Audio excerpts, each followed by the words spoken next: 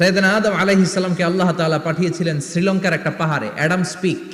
ওখানে ঐতিহাসিকভাবে প্রমাণিত, এটা হাদিসে নেই, কুতুবুত তারিখে এসেছে। শ্রীলঙ্কায় একটা পাহাড় আছে, কলম্বো থেকে অনেক দূর। ওই পাহাড়ের চূড়ায় সাইয়েদনা আদম আলাইহিস সালামের ফুটপ্রিন্ট আছে। ফুটপ্রিন্ট মানে পায়ের ছাপ। সুবহানাল্লাহ পড়ো। সুবহানাল্লাহ।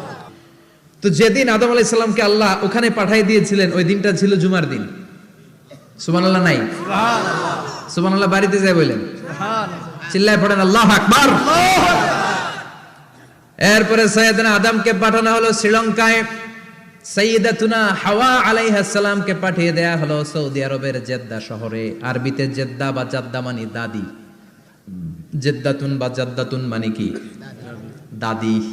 হাওয়া আলাইহিস সালাম আমাদের সবার দাদি, ঠিক কিনা? ওনার নামে এই শহরের নাম। বছরের পর বছর সাইয়েদনা আদম